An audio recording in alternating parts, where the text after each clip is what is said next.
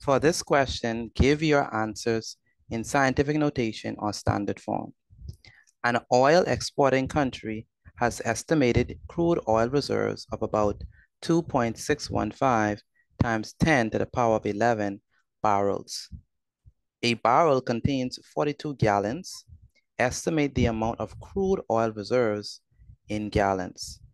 Now, in order to do this, what we have to do is we have to multiply. So we take 42, right? There's 42, and multiply it by 2.615 times 10 to the power of 11. Remember, our goal is to estimate the amount of crude oil reserves in gallons, all right? So we take 42 and we multiply it by 2.615 times 10 to the power of 11. And so we have 42 multiplied by 2.615.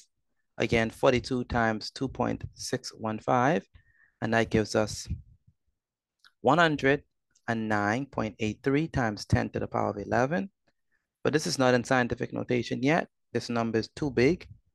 This number has to be a number, any number from 1 to 10, but not including 10.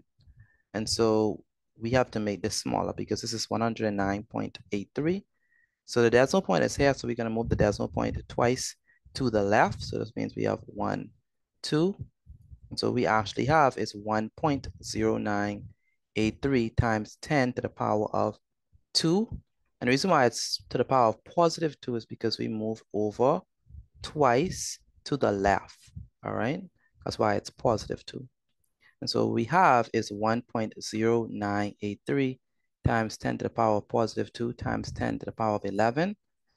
Notice that if we have two terms that have the same base, all right, we have two terms that have the same base, and we're multiplying them, we have to add the powers. And so we have here is 10 to the power of 2 plus 11. Now, what is 2 plus 11? That's going to be 11, 12, 13. And so we have 10 to the power of 13. And so we have is 1.0983 times 10 to the power of 13. And this is the answer in scientific notation. Next, it says that an oil tanker holds 250,000 barrels of crude oil. Estimate the number of shiploads of crude oil reserves, all right? So what we have to do is we have to estimate the number of shiploads of crude oil reserves. Now, in order to do this, we have to divide. What are we going to divide? Well, we take 2.615 times 10 to the 11, and we have to divide it by 250,000, all right? Now, what we're going to do first is we're going to convert this number into scientific notation. The decimal point is right here, so we move it over.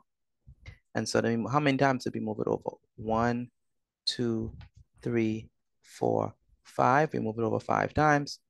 And so what we have here is 2.5 times 10 to the power of positive 5. And it's positive 5 because we move the decimal point 5 times to the left, all right? So we have 2.615 times 10 to the power of 11 all over 2.5 times 10 to the power of 5. We're going to group the decimals and group the terms that have base 10, all right?